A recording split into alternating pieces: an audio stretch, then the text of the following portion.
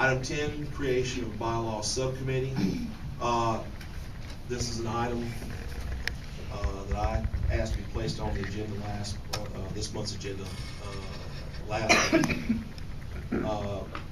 We need to go ahead and create a special subcommittee. This would not be a standing committee. It would simply be a committee to review, revise, if needed, our current bylaws.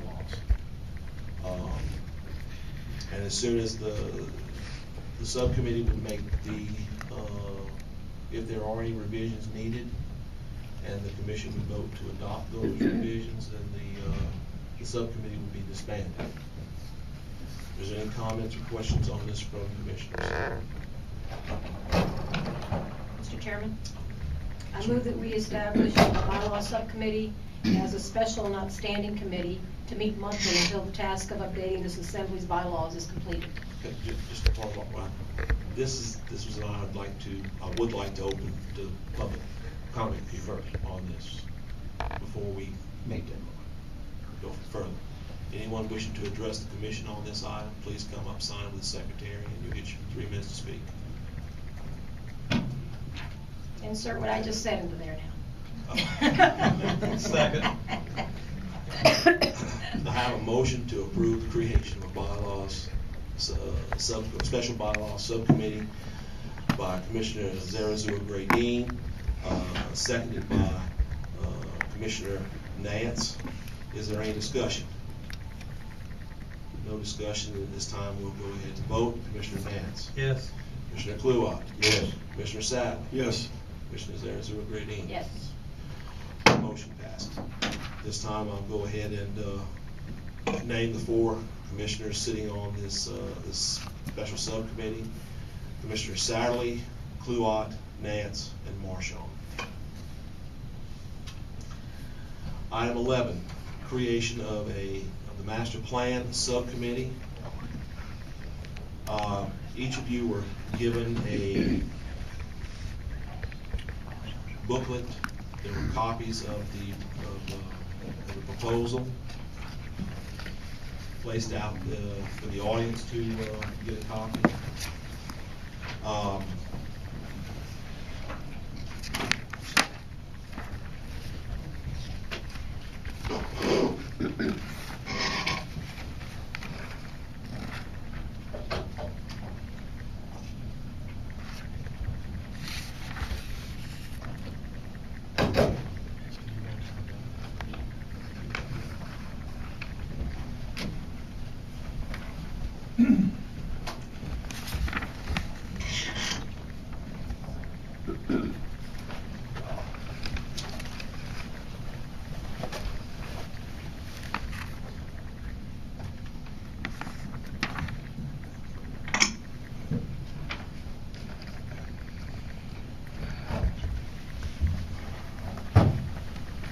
The proposal that we are looking at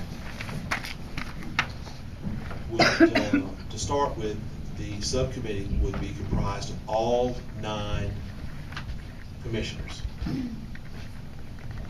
And since we are 9, we would be able to break down into 3 groups of 3 commissioners and work with 3 commissioners to work with the general public, 3 commissioners to work with the private sector, the business community, 3 commissioners to work with the government sector. In this way, we would have the opportunity to make sure that we were able to accommodate or include all potential stakeholders in our master plan process.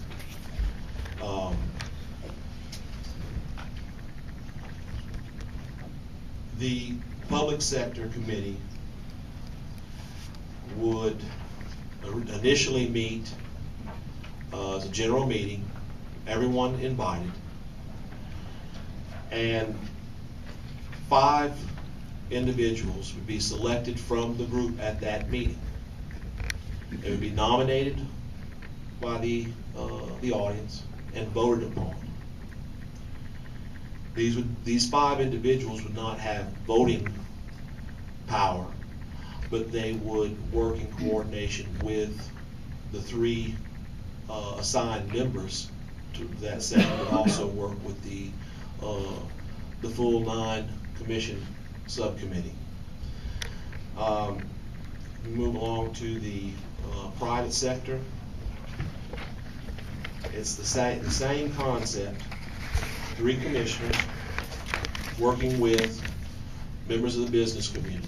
That would be the contractors, the developers, the Chamber of Commerce, the Economic Development Corporation, utility companies, etc.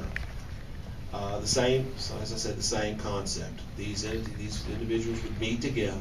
They would choose the 5 representatives and vote. And those individuals, of course, would have non-voting powers. They would work with the 3 commissioners assigned to that group and the full commission subcommittee. Finally, the third sector is the government sector. Once again, same concept. Of course, in government, we're talking about the administration, DPW, law enforcement, fire protection, emergency services, the school board, parish council. 5 individuals selected to work with the commission. And in this way, we hope that we will be able to, as I said, include all the potential stakeholders. That's basically the presentation I have pertaining to this proposal. So I'm going to open it up now to comments or questions from commissioners.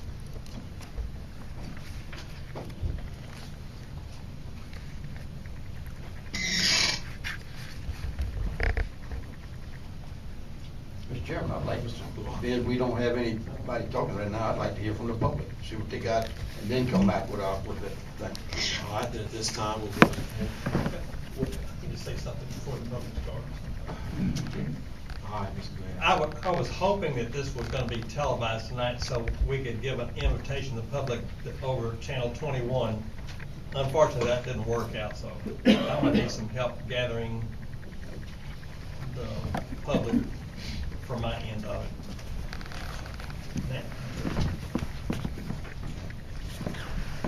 Ms. Goff. Yes, thank you, Chairman Marshall. This is the first time I've seen this. My first, and Commissioner Nance spoke with me briefly before the meeting started. We have a 39-page plan. I believe that the concept is good here, but if we don't have a timeline to accomplish the work, we may not finish it. We just kind of go on and on and on. So I would suggest that you give yourself a timeline of these smaller committees. Each committee, those 3 committees, that you give yourself a projected date to finish the work. My experience is, if I don't give myself a deadline, I don't get it done. The other thing on the public sector committee, and I've spoken to some people that are involved in the public sector, this may be better for the individuals on this committee to go to the public sector, whether it be the fire or the police or the school board, someone in that area, and interview them with specific questions, especially on levels of service and how they calculate their levels of service for fire, for schools. Because I think it's going to be difficult for you unless you just take one night and say, okay, call the fire board and say, okay, we want you to come tonight to this meeting, and we're going to talk to you about all your needs presently and what you project in the future, and we're going to try to address it in this document, because they're going to need to look at the document too and be able to review it. On the government sector,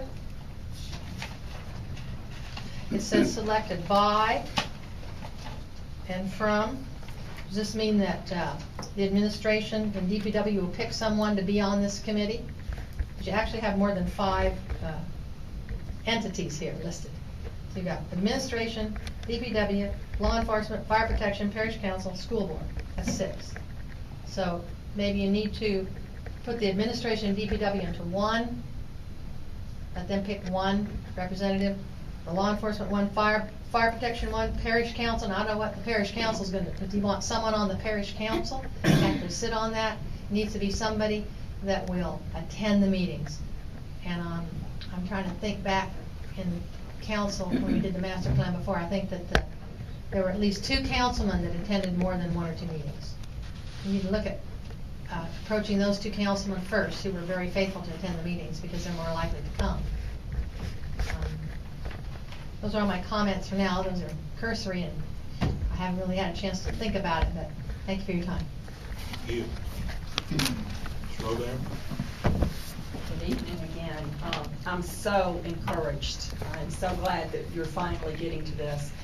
It's taken 5 long months. People came out across this parish. This is a very, very important issue, and I don't think we'll have problems with people participating. The advocate is present tonight. I'm sure he'll put that in there, and regardless of whether or not they had the TV crew here tonight, they can also put that on Channel 21, encouraging the public to come out. But thank you. I'm sure some of this will be worked out as we move along. There might be some questions, but I'm very encouraged, and again, just welcome this, and I know the general public does too. We need to move forward with our old current plan, or the current plan, and let's just make Ascension Parish better. Thank you.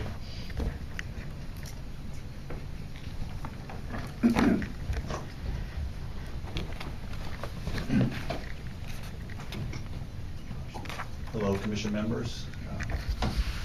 Glad to have the opportunity to speak with you. I also agree this is a very encouraging development, and a coordinated, organized, and agreed upon beforehand approach to updating our zoning rules.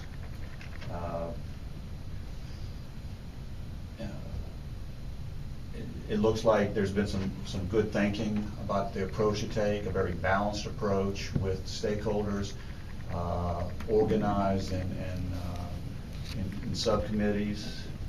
I congratulate you for putting together what looks like a very good initial approach for improving